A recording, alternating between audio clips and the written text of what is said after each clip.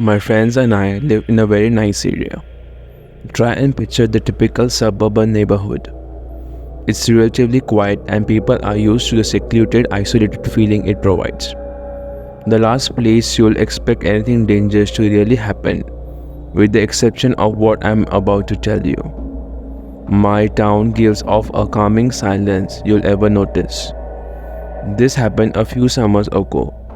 As much as I try to resist, I will never able to erase the memory from my mind. Anyway, my friends Charles and I have been always those kids to try to cause trouble whenever we go. I struggle to justify our behavior. I guess it was a teenage expression of rebellious spirit or something like that. We live on the same street and hung out after school every single day.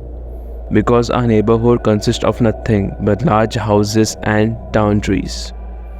We didn't usually have much to do on weekends unless we wanted to journey out a few towns over. So we ended up making our own fun most of the time in our neighborhood. There was a well-known mansion on top of the hill that had been abandoned as long as people could remember.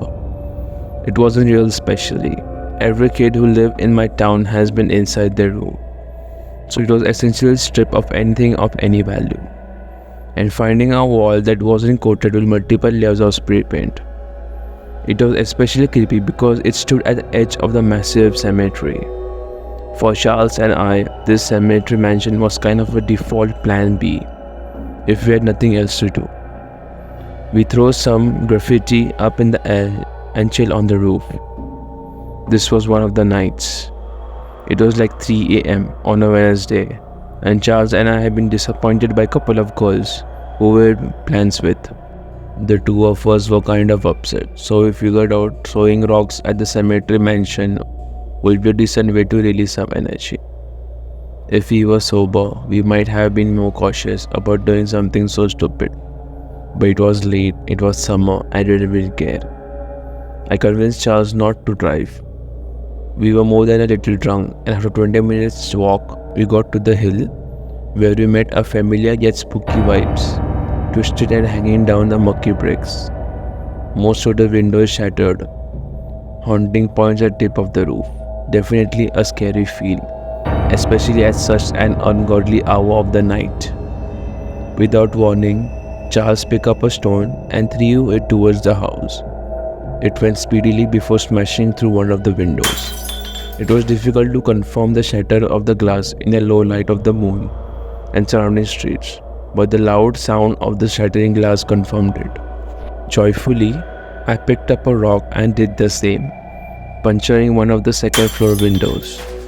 Before the mansion's third floor, there was a single small window, probably an attic, that stood lonely as the highest room in the house. Charles challenged me to hit it. I missed a good 10 throws before giving up with the aggravated side. Charles picked up a rock and said, "Watch this." He took a long shot with a tiny launch and launched it. I watched it. The rock flew through the air, shattering the top window with the satisfying crash. I was shocked. The two of us stood there for a second, admiring just what happened.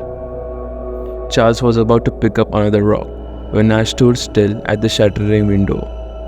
I saw a dark object flying out of the emptiness and sailed down towards us. I literally jumped confused to as what I just saw. Charles and I looked down at the rock that had just landed on the gravel in front of us. The exact same rock Charles has thrown. It was easily recognizable as it had sort of X printed on one of the faces. The two of us stood there in silence, obviously a little shaken up, as it was really late for other kids to be doing the same thing as we were. But it was the only explanation we could come up with. We agreed it must be some group of teenagers trying to mess with us. An idea that actually excited us. The evil laugh on Charles' face told me we were going to try to jump on them before they could scare us. The two of us quietly made our way to the front door, ducking through the thick vine that hung from the towering pillars. The door was slightly open, but it always has been long since misaligned through the hinges and didn't close properly. As quietly as we could step inside, Our eyes adjusted to the minimum light and our noses to the smell of rotting wood. We slowly made our way up to the creaking staircase, unable to silence the sound of shifting wood beneath our feet. We had made up to the top roof as we were positioned at the base of the final staircase. Interestingly, we had never been up there. The entrance to the roof was the opposite side of the house.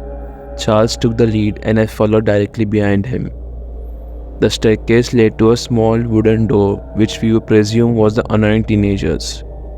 Charles put a hand on the doorknob and even looked back at me. I nodded and in one quick motion he flung the door open. Before I could ever see anything, I was struck by the smell that made me take a few steps backward. It was disgusting. It smelled like death and rot. Something was clearly decaying in that room. Charles covered his nose and entered.